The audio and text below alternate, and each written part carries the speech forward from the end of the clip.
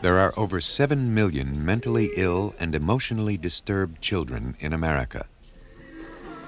This program is about some of those children and the institutions they live in.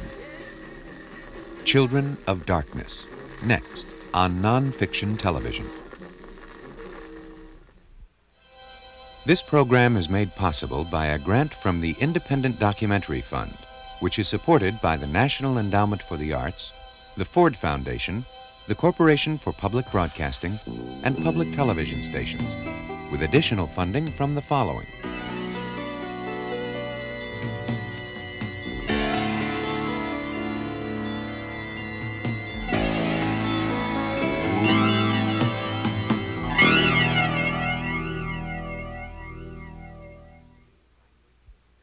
This program contains language and sequences some viewers may find disturbing.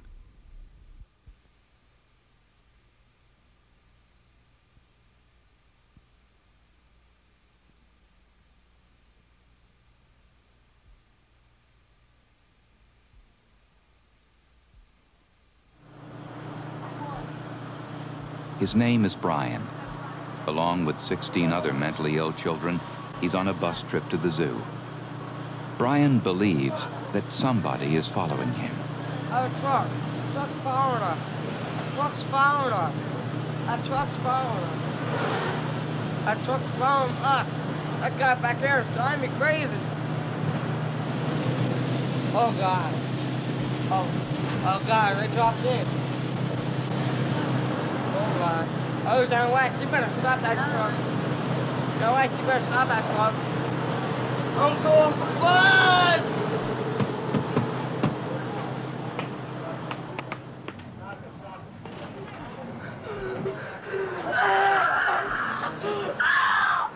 He's gonna kill my motherfucking dog, my dad! I'm gonna kill you! Brian suffers from mania and schizophrenia. He's been this way since he was 4 years old. Brian lives here at Eastern State School and Hospital in Trevose, Pennsylvania. 160 children live with him. They're psychotic, schizophrenic. They suffer from organic brain damage and autism. Some are hyperactive, some totally withdrawn. Some are suicidal. I was trying to kill myself so I could be with my mother. That may be hard to understand, but I feel as though once you're dead, you'll be able to be with the other people that are also dead. I love her a lot. And I don't even know her, and that's what's so funny. Like, 'cause I was so young when she died. I don't even know what she looks like or anything. But I just wish she was alive. I have an identity problem. My mom died, my father took off on me, and it hurts. It hurts a lot. When you started cutting at yourself, what was going on inside your head? I just wanted to die to be with my mom. I didn't care no more. I didn't care about nobody no more. Are you going to stay alive or are you going to die? That's a tough question to answer because I don't know. Sometimes I feel like killing myself. Other times I'm happy and I want to live forever. Jerry's parents are alive, but because of his muscular dystrophy and emotional problems, they didn't want him. My parents were ashamed to go out because of me. They were ashamed to take me out, you know. It's like I was the black sheep of the family, it's like. Tomorrow is his 2-year anniversary, and his parents just more or less dropped him off here and said, "You got him, see you later," and took off. When my mom brought me here, I seen her, and I ain't seen her since that day. Since that day she brought me in here, I have not seen her. And 3 days after, they took off from Las Vegas and just left me here. And I didn't know for 6 months, because I was trying to call them at home, and I got somebody else moved into our house, and 6 months later, they let me a letter saying they were out in Las Vegas. And they enclosed it with a check for $20. I guess it's about time that I say something to the fact that they don't want me no more, and they never will, and that it's time for me to get out here and make a life for myself, which I plan to do when I leave. Can you do it? Yes, I think I can. I think I can.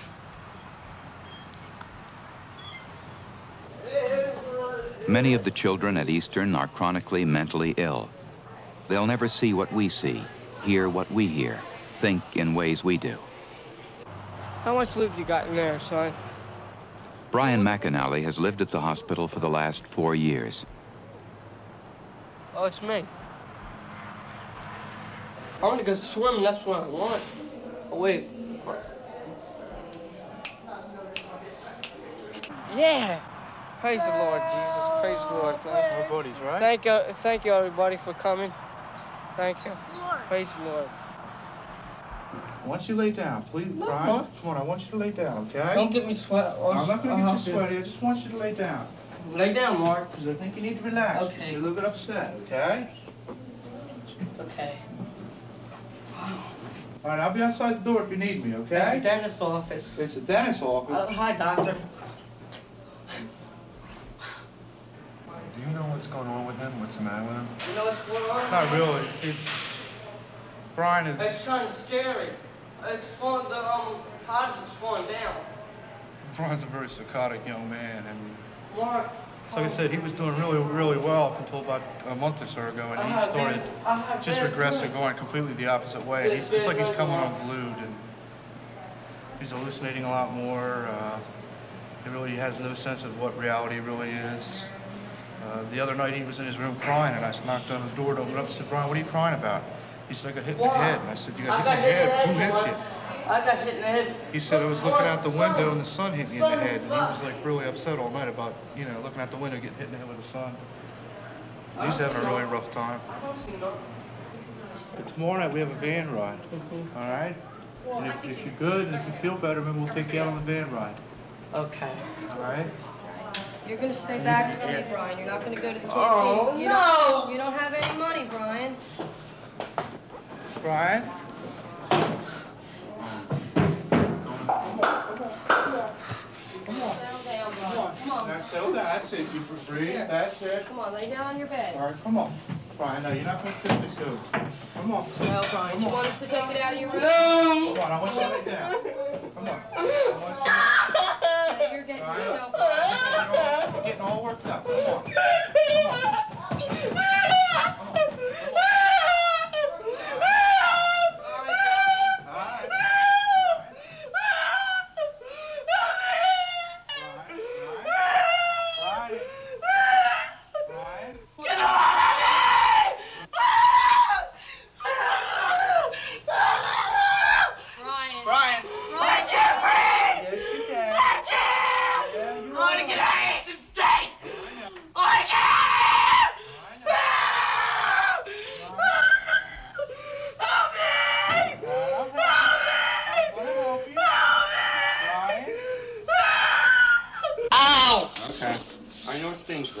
Okay, Doc.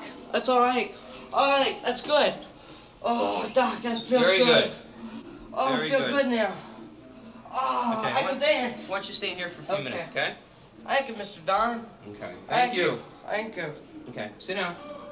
I'll call you Tank. I'll be back in a couple minutes. Okay, thank you. Thank you, Mr. Don. It's perfect. Yeah. What the hell does it all mean? I mean, you're here tackling kids, holding them to beds, sticking needles in them. Is that psychotherapy? What's going on? It's the best we got. I'm serious. It's the best that we have. I mean, there are other institutions that, you know, may be a little bit better. There may be a little bit more staff, but I've worked in enough institutions to know that this is, you know, it's the best system we got, and nobody's come up with a better system yet. Is everything that's going on upsetting you, Brian? Yeah, the walls are cracking. The walls are cracking. Oh my God, look.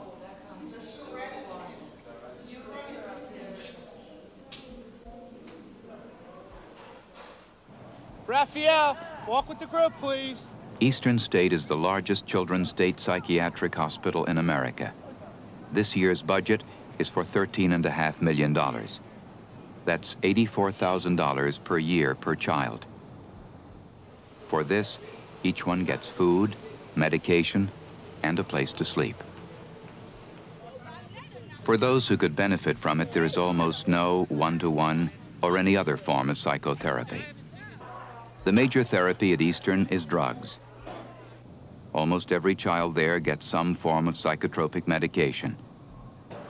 I'd like to go swimming. Medication that alters the brain's chemistry in an attempt to control psychotic behavior. Olivia Lakes. Olivia Lakes. He's a likable boy. He is mildly retarded. I'm not retarded. Oh, retarded, Well, right? in the sense of the word. Retarded. Some is due to environmental conditions at home. Brian was a product, I think, of an unplanned pregnancy. He was abandoned by his mother. He's never seen her, you know. Father is very much involved, very loving, He's coming to very pick me up concerned today, as to right? what his future will be. Brian. All right, Brian. I look forward to every Sunday for Brian. It's my day. Sunday is my day. Sunday's the day Jim McAnally and his son have spent together for the past 4 years. It's the day Brian gets to go home. Most Sundays, Linda Nixon comes along too. She grew up next door to Brian, and he likes to think of her as his girlfriend. Mr. McAnally lost his leg in an automobile accident when he was 19. Now he's 70 years old and has had 2 serious strokes. When Brian's illness became too much for him to handle, Jim had to give him up to the hospital. But for the first 14 years of Brian's life, Jim raised him in this house in East Philadelphia. During the Depression, Jim earned a living selling bananas, oranges, and strawberries from a horse-drawn wagon. On the streets of Philadelphia, they called him the huckster. Brian, sit down a minute. All right, come on. I'm going to do the huckster for you. Okay. All sound, solid tomatoes, new white potatoes, hard heads of lettuce, fresh cabbage, string beans, bananas, 3 pounds per quarter. Be right there, lady. Yeah. Remember Fritz ate your leg off? Yeah, I remember that, too. Show how Fritz ate your leg off. No, I was laying on the couch taking a nap. Yeah. What's going to happen to Brian when I die? I don't know what's going to happen. Who's going to go take Brian out on Sunday or a Saturday? Who's going to bring him home for the holidays and show him the love and care that I show him? Maybe that's one of the reasons I shower him with affection now, to try to give him everything that I possibly can now, knowing that when I'm gone, he won't get it. Yet, Brian is taken care of financially. He won't want, but he will want love and affection. He will want love and affection. Where is he going to get it? Where is he going to get it? It's like afraid. There's nothing wrong with Brian in my eyes. Hi, Grandpa. Nothing at all. He's just a normal person to me. See, other people think he's, you know, there's something wrong with him. But in my eyes, there's nothing wrong with Brian. Dork wants to go in the camera, too. Too many people tease Brian now. Too many people do. And I don't like it. So I stick up for him. What can I do? I think a lot of Brian. A lot. I really do. I think a lot of Brian. A peaceful and happy life for Brian. That's all I can ask for. But God will see fit to take care of him, watch over him, and that he doesn't have any heartaches more than he has now. One day, if he's lucky, Brian may go to a group home for the mentally ill. But there are just 5 in all of Pennsylvania, with just 45 young people living in them. So it's more likely that when Brian's too old for Eastern, he'll be sent to an adult institution. The hardest part of my day is Sunday when I take him back to school. Knowing that I'm going home to an empty house when Brian should be with me. When Brian should be with me. And I have everything in Brian's room as if he's with me every day. When I go past that bed, I can picture Brian in it. When I'm going to bed at night, I can picture Brian in it. And it hurts. And it hurts. That's when I pray for him. You know where you're at now, Brian? Brian? What? Do you know where you're at now? School. That's right. And are you going to be good for Dad? Yeah. That's right. All right, let's go. Brian, come on. Kiss Linda. God love you. And don't you shake hands with Dad? Okay. I love you, Dad. I love you too, honey. I love you a lot. Okay. Good night. Good night, honey. I'm gonna walk him over, Jim. All right, honey.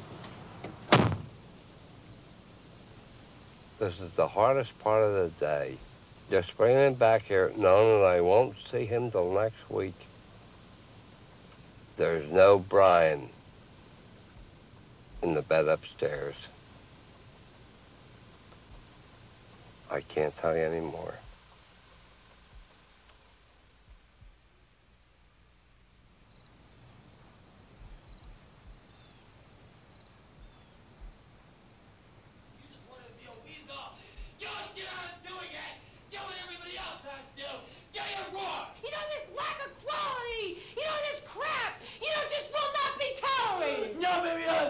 Getting a grip on it, man. Nobody your responsibility. You gotta clean the bathroom this morning, man. Yeah, you should remember next time. Because it's off the wall. I guess you clean out the showers, too. Every one of them uses the showers. Just being irresponsible. If you want to act like a baby, you get screamed at. If you want to act as more like a mature adolescent, you get talked to.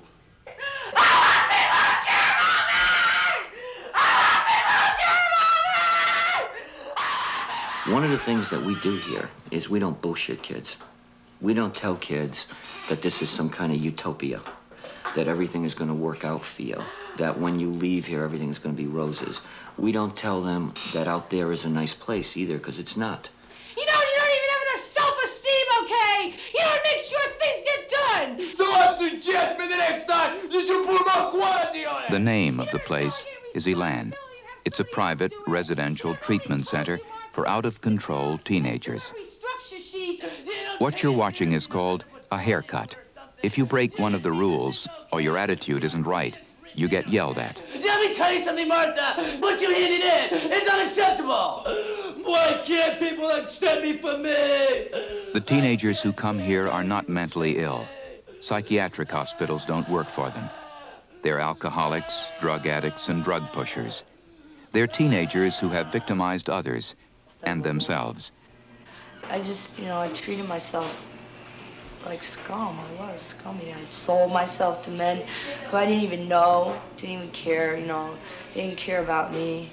Just wanted what they wanted. And it's like a piece of meat, to be blunt. The kids at Elan are almost all white, from upper middle class and wealthy homes. Their parents pay more than $20,000 a year to send them here for treatment. But these are children who have acted out, often violently, against their parents. Mike turned around and gave his mother the finger and said, "Fuck you." I looked at Mike, and I don't recall what I said, but it probably was something like, "Don't you dare talk to your mother like that." And he turned around and swung at me. You got to think about how you'd feel if you had a 16-year-old kid who is 6'1", who's come to the conclusion that he's going to do whatever he wants to do. When I brought Mike here today, I just cried. And I knew, and the people in school knew, that he was coming up here to stay. You know that if he doesn't change, he's going to get arrested. you know that sooner or later he's going to steal something to get money. The phone rings at 10 o'clock at night, 3 o'clock in the morning. You're shaking. You're wondering, what's this call going to mean? Is it the police? And that's the fear that we live in. We're ready to this is an example. Ready to crack. I love him so much. I wouldn't want to lose him. I don't want to lose that camera because I cry all the time. I'm sorry, but I can't help it. Yeah, you're the first one to do it! Yes, sir. Day in, day out, life at Elan is constant confrontation, Yes, sir, what's your best on the justice? unrelenting pressure. I couldn't believe all the shit that was left on those things. Your feelings, your negative attitudes are broken down, dissected, torn apart. The idea is to change your behavior. Let's go, John. Elan residents are taught to obey authority. They're made to work at menial jobs, to do what they're told to do. Other Elan residents enforce the rules. They record the names, the actions of everyone in every room continuously. At Elan, there is no privacy. Incoming mail is opened. Outgoing mail is read and censored. Telephone calls are monitored. Every conversation is subject to eavesdropping and informing. I want to drink and I want it right now. In therapy, your problems, your hang-ups are all laid bare. I want to drink and I want it right now!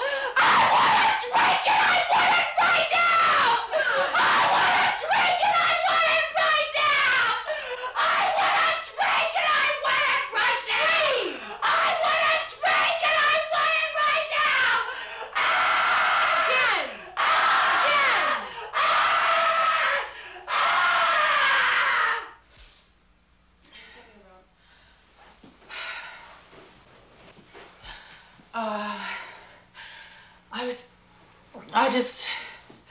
When I feel like that, it's like there's nothing holding me back. I'm so out of control that I can't stand it, and it's like I get really mad, you know?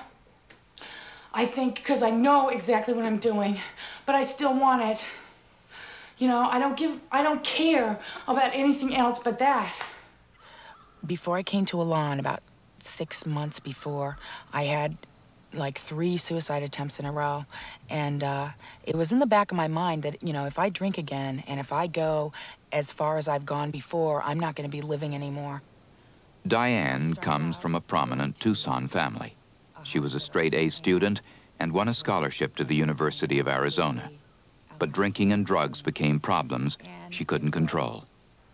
We're talking about attempting suicide by eating 15 pills of antabuse and then going out and having a glass of scotch. We're talking about waking up in the morning and just because you don't have booze, drinking shaving lotion, just to get alcohol out of it. Okay, we're talking about going into convulsions and going into seizures and going into blackouts that you almost never came out of. I was at the point where I was pretty wasted one night.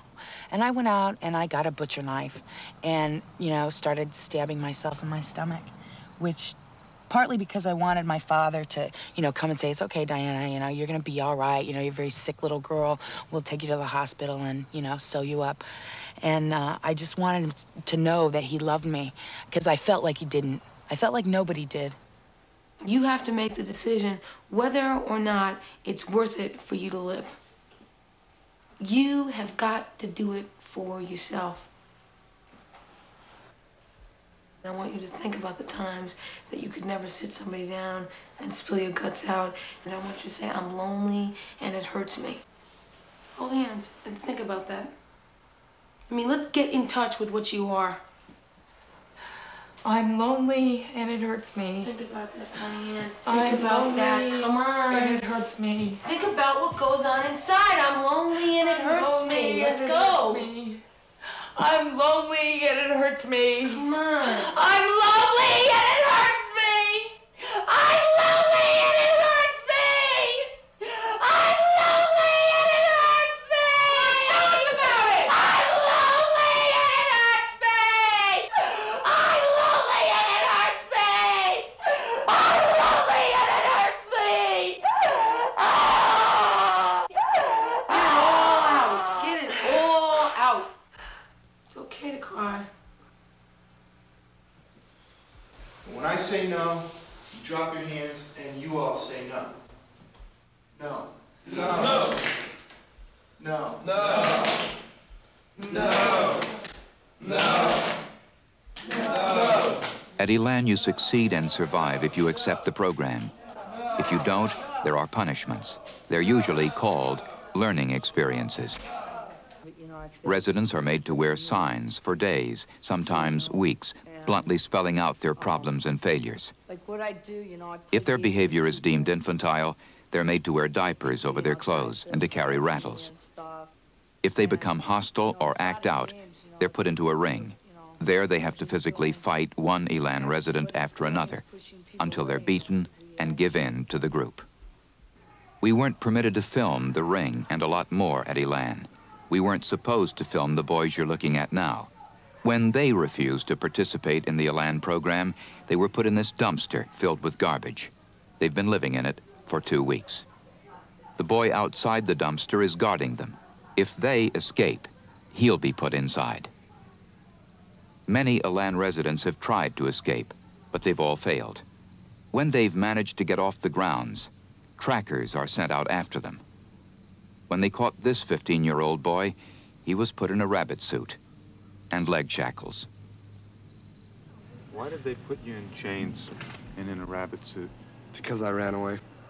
When they put them on me, they told me, that they were going to be on me, until I left. But, it's been 2 weeks so far.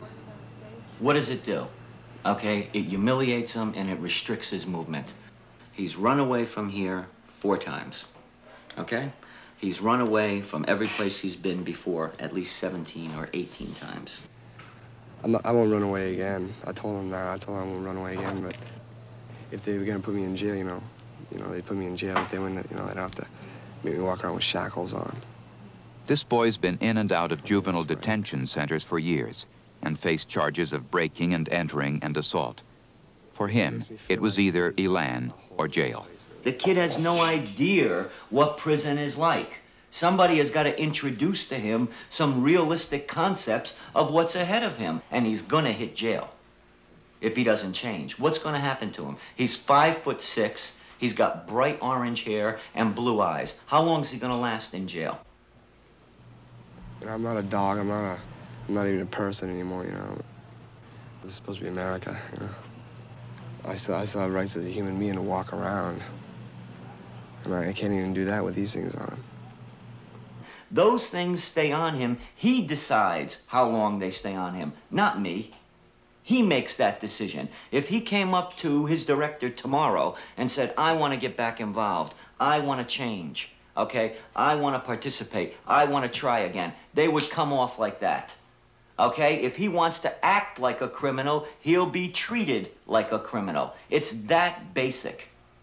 Now, if that is robbing him of his dignity and robbing him of his freedom, then yes, I'm guilty of it. Elan claims its graduates are now leading happy, productive lives, that they're staying in school, going to college and working, that drug use is way down, and criminal involvement cut by more than half. But parents of some former residents dispute these claims.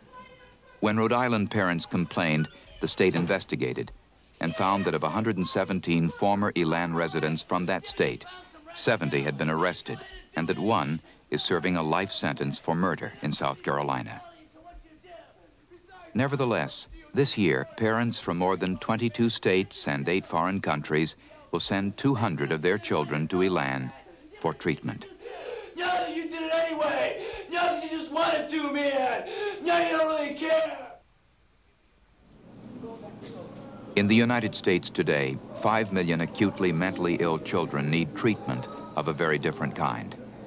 500,000 are psychotic, 2 million schizophrenic. 1 in 5 suffers from depression.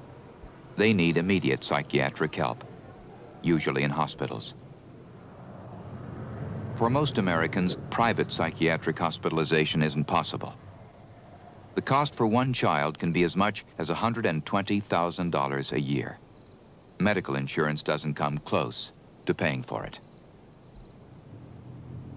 For poor, Middle class, even well-to-do families with children in need of long-term care. After savings run out, there's usually just one place left to go: the state hospital.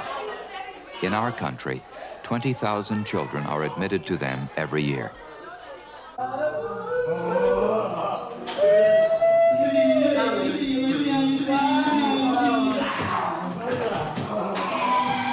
These young men are autistic.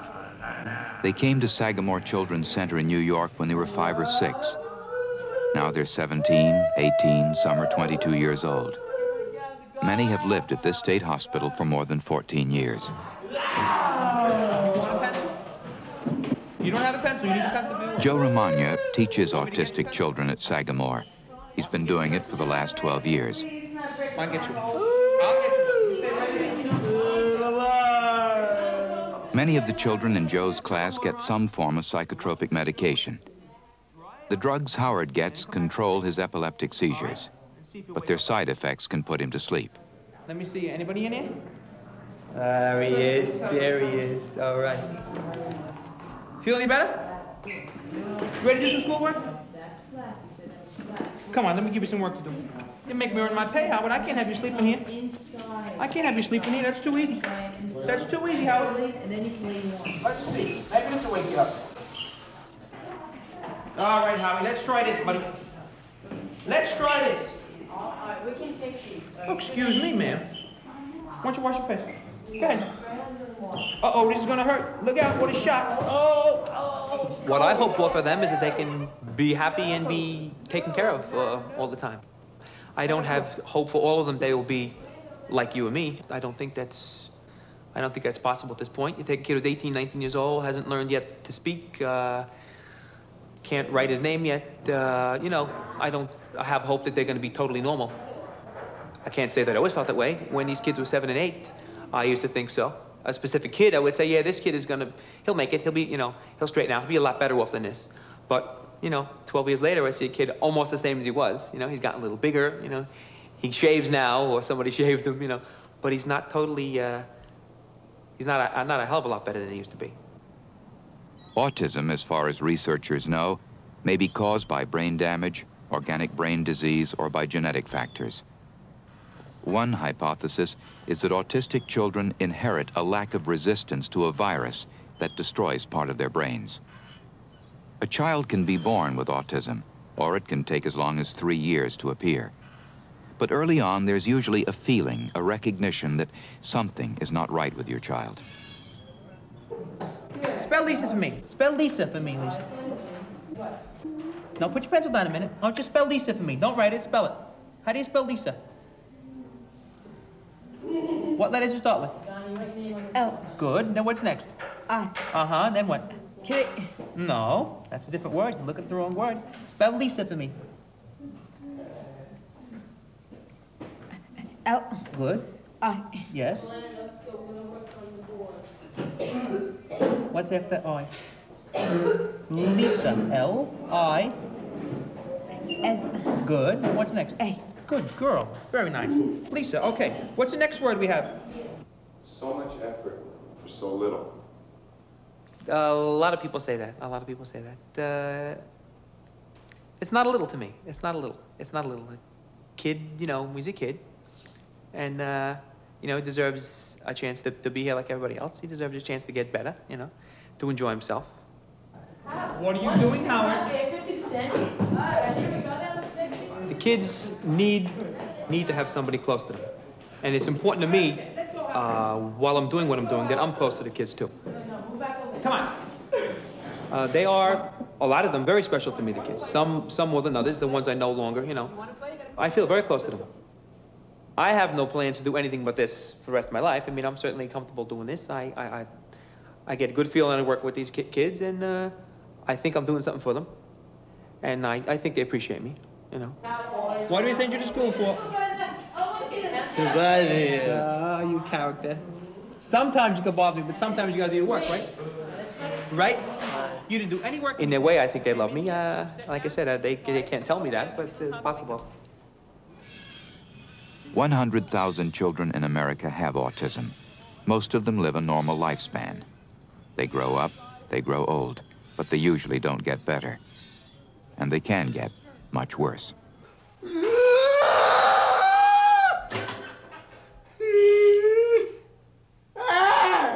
The boy's name is Billy Calhoun. He was admitted to Sagamore's autistic unit when he was 7. Now he's 20. Billy was transferred to the Sagamore Infirmary after he became self-abusive. He's lived here in restraints for the past 2.5 years. For this one, we haven't found an answer yet, and we've been working very hard at it. He's beaten himself in every part of his body. He's thrown himself into the ground, into the floor, torn at his body with his hands. He's rubbed himself against objects to raw skin. He's beaten his head to the point of detaching his retina. Not once, but twice. Any way that I could think of that he could abuse himself and injure himself, he's done it. Why is this child? Why did God create it? And that's all I've always wondered, you know. What does it mean? It has to have a meaning. Everything has a meaning. What is his meaning? Why is Billy here? I don't know.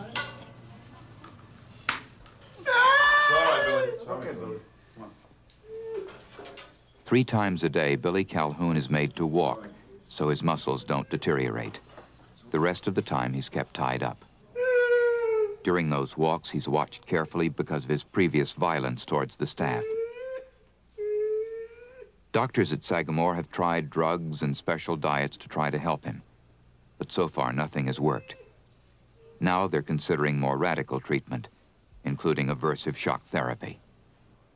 A device is applied to the body, which produces a very intense, painful reaction. I've been told that it's a type of pain which you don't know. It's not like sticking your hand in a socket. The idea would be to stop his self-destructive behavior, using pain as a punishment. And if Billy's condition doesn't improve, Sagamore doctors say they'll reluctantly consider a lobotomy. A lobotomy, to my knowledge, is irreversible and destroys part of the organism. But I suppose that if it came down to the point where there absolutely were no other alternatives, then I can see where that could be a consideration if it meant keeping him alive. He's coping, I guess. But don't let it get any worse where he's miserable all the time. If he's not going to get any better, fine, but if he gets sick, as bad sickness, make it a sickness that would take him, as opposed to a lingering, any more pain. In this business, there's no guarantees of success. We're not God. We're the hospital. We're trying to do the very best we can. What about making him better? I can't do it. I can't do it now. I'd like to find a way. We all would. Many years ago, there was a member of our family that has handicapped children. And she went to church and asked the priest, why me? And she said, the priest said to her, don't you know God looks all over the world to give these problems to, and he never gives them to anyone who can't handle them. That was very satisfying to me. I thought, okay, there's my answer. I didn't ask for this. We never knew that we had handicapping conditions in the family. And they're showing up in these generations. And I figured, okay, if that's what you gave me, I guess you figure I can handle it. So it's just the way we've lived it. More than half of the children you've seen in this film will retain their illnesses into adult life, and most of them will be sent to adult institutions. For parents, what looms ahead is frightening. A realization that their children may never get well, that their lives may be spent in institutions. And there are other fears. Fears that come from giving up control of your child's life, and of placing that life in the hands of strangers.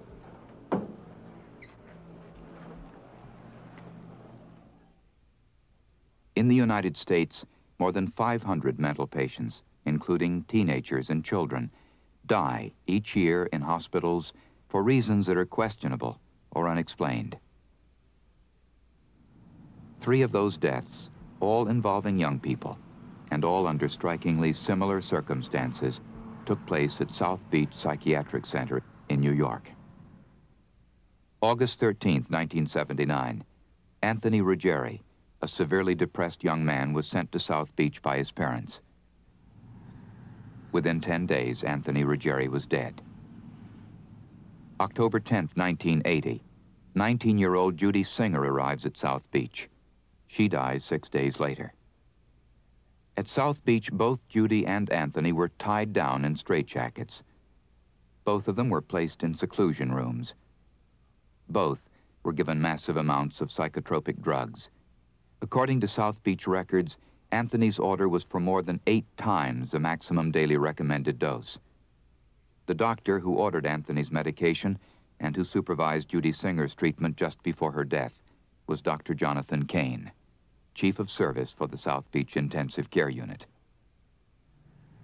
On that unit, South Beach patients told us that not only were drugs and straitjackets used to control patients, patients were also made to wear football helmets as a punishment if they talked too much, sometimes for days. One South Beach patient who was on the intensive care unit with Judy Singer remembers seeing her tied to a pole just before her death. She let us tape her voice in an isolated part of the hospital grounds on a windy day. She was sitting in a straitjacket tied off to the pole. She was crying for help, for help, for help. They didn't do nothing. She said she had to go to the bathroom. They wouldn't let her. And when she wanted to go to the bathroom, they wouldn't let her go. And she did it right there, you know, in her pants. It's terrible. She wanted to get out of the straitjacket. They said, sit still, or we're gonna put the helmet on your head. You know, the football helmet. It's not treatment. It sounds more like torture. To put them in the middle of a room, tie them to a post, and let them defecate on the floor. That's not treatment. I don't care what one's behavioral philosophy is. Clinical medical practice. Dr. Paul Casadante is clinical assistant professor of psychiatry and teaches at the New York University Medical School. What it shows is, as I say, at best, a carelessness. What it shows at worst is a perverse inconsideration of all of the good principles of medical practice that we all were taught. She wanted to get out of it. She was, you know, struggling, and she slided down on the floor, you know, so she started crying. You have to take her out of the straitjacket, I said, because she can't sit there. She's turning blue. But they wouldn't listen. 11 months after Judy Singer's death on his unit, Dr. Jonathan Kane was reassigned to treat patients in another part of the hospital. 2 years after Anthony Ruggieri's death and 10 months after Judy Singer's, 17-year-old Andrew Zamora was admitted to South Beach. He was agitated, withdrawn, suspicious. His diagnosis, acute paranoid disorder. At home, Andrew painted. He kept to himself. He wrote poetry and listened to music. But Andrew had problems connecting with people. He didn't seem to know how to fit in, and he believed people were going to hurt him. Andrew had been to South Beach before, and he was afraid to go back. Afraid of the drugs he was given, the spasms they caused in his arms and legs. He was afraid of being put in a straitjacket. But as he became more agitated, his parents reluctantly decided to admit him. For the 2 days that followed, the Zamoras were not allowed to speak to their son. They were not allowed to visit him. They were told nothing about his treatment. On the 3rd day, August 17th at 5 p.m., Dr. Jonathan Kane, who was the on-call psychiatrist for emergencies that day, went to a phone at South Beach and dialed the Zamoras' home number. I received a call from the hospital. They were sending a police car down to me. It was an emergency situation, and I got hysterical. And I said, what sort of an emergency situation? And Dr. Kane refused to tell me. He said, I want you to come down to the hospital and I'll explain it to you then. We got there, and as soon as I got in, he said, I guess as you expected, Andrew is dead. I said, as I expected? I couldn't believe it. I said, how could my healthy child be dead? I said, you gave him something he shouldn't have received. What did you give him? He says, I don't know. I'll have to look up the medication. According to South Beach records, along with other drugs, Andrew was injected with Thorazine. His mother had warned the South Beach staff he'd been given it before and that its side effects were devastating. But he was injected with it anyway. Following that, he began biting his tongue and moaning. But hospital records show the staff believed he was faking a reaction to the drug, and a canvas bed net was thrown over him and tied down to the corners of his bed. I hate this thing that happened to my son, a healthy child, full of life, and I bring him then 2 days before, and now he's dead. We asked South Beach for an explanation. 3 young people enter the hospital, and within a few days, each of them is dead. But Dr. Lucy Ray Sarkis, director of South Beach, wouldn't answer our questions. The chief of the intensive care unit, Dr. Jonathan Kane, refused to be interviewed. The commissioner of mental health for New York State denied our request to film conditions at the hospital. And Sarah Connell, regional director for New York City, told us, quote, we don't have anything to say about South Beach and we're not going to. But there were people who worked there who did want to talk about South Beach. Anybody could die there. Anybody could come into an overcrowded, understaffed unit and react so badly that they could die. Anybody. People got medicated to the point that they became zombies. I remember seeing people drooling from the mouth, people unable to control urinary until they got to the bathroom or defecation, totally lost control of those muscles. I just questioned a lot of things going on. I mean, under the name of mental health, I felt the people who were labeled patients were used as experiments. They were like guinea pigs. On August 17th, Andrew Zamora was injected 3 times with Surental, a powerful psychotropic drug. One of Surental's side effects is to disrupt the body's ability to cool itself. Andrew was in a room where the air conditioner was turned off. The windows were sealed shut. Andrew was kept tied down as the heat in the heavy canvas bed net became unbearable. Just imagine what it's like, that you're sweating, that the heat is building up inside of that canvas bag, that there's very little means of your perspiring other than through your head. Imagine what it's like to be struggling against that. I'm angry. I'm angry because I think my son suffered, and it hurts me. I can't stand to think that somebody would treat somebody else like that. A good portion of the time I see them as potential sources of aggravation for me. There's nobody that I'm dealing with that I love.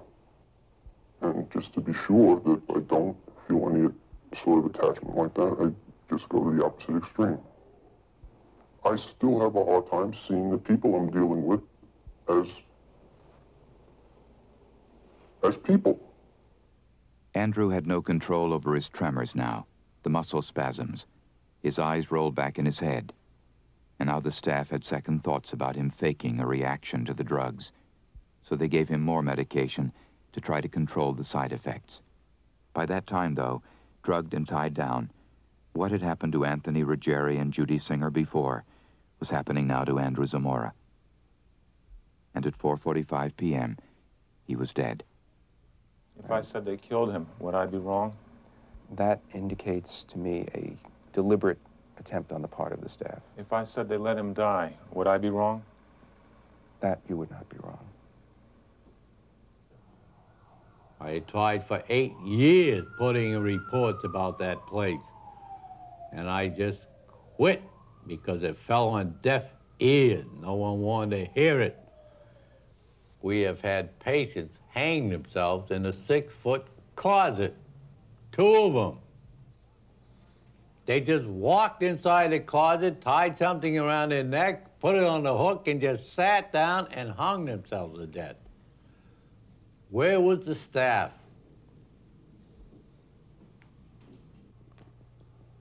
I hope that God has Andrew with him and at peace. I have this feeling when I was at Mass today, it was such a beautiful Mass, that he was at peace and he was with God.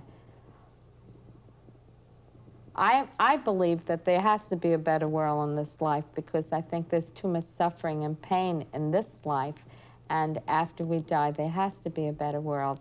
And I'd like to believe I'd have some peace in my lives if I could believe that Andrew's happy now and is in a better world than he left.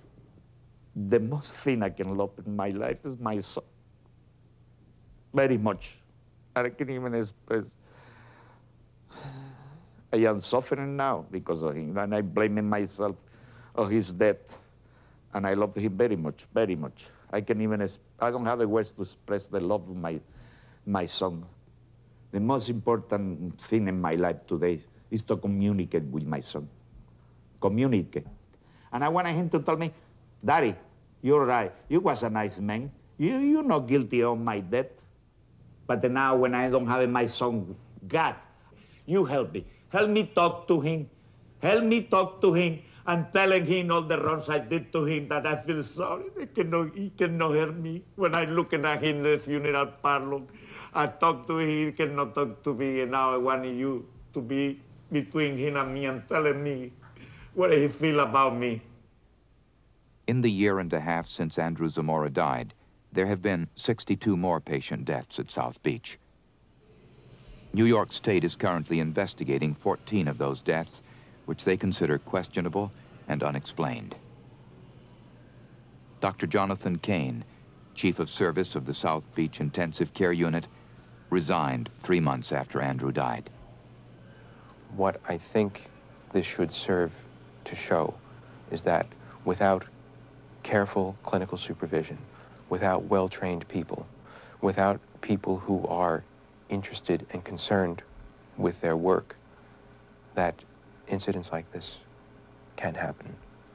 We need people to take a more active interest in the mental health system, and not just the patient advocates who get up there with cardboard posters and protest all treatment, and who throw rocks at the gates of the state hospitals, but rather people to take an active interest in staffing the hospitals and improving the quality of care, and not just hoping that things will get better, because hope will not do it, no matter how deep.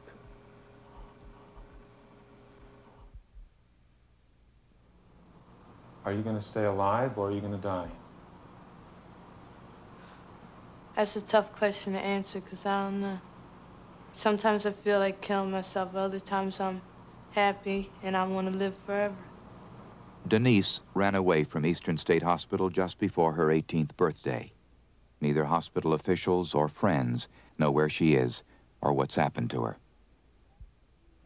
It's time for me to get out here and make a life for myself, which I plan to do when I leave.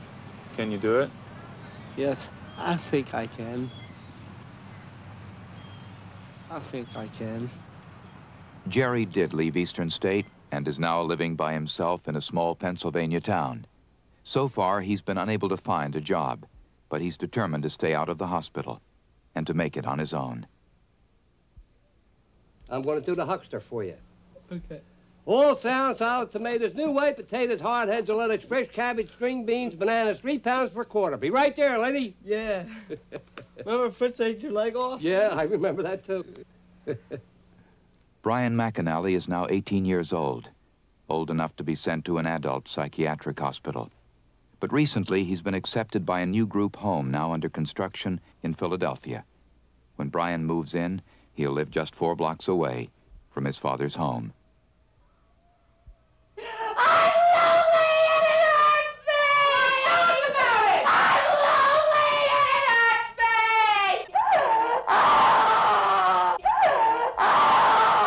me! After 18 months at Elan, Diane graduated in the summer of 1982. Now she works as a secretary and plans to go back to college. But when she's lonely or depressed, she still drinks. Why is this child? Why did God create it? That's all I've always wondered, you know. Why is Billy here? I don't know. Billy Calhoun has not been given aversive shock therapy or a lobotomy. Although he still lives in the Sagamore Infirmary, now he's out of restraints 13 hours a day. For the past year, the Sagamore staff has worked intensely with Billy, rewarding him with praise and affection for not hurting himself. And his self-abusive behavior is almost gone. Billy's improved so much that now he's able to attend a special school with other children.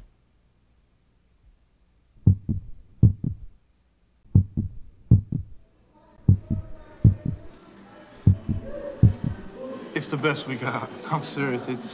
It's the best that we have. I mean, there are other institutions that, you know, may be a little bit better. There may be a little bit more staff, but I've worked in enough institutions to know that this is, you know, it's the best system we got, and nobody's come up with a better system yet.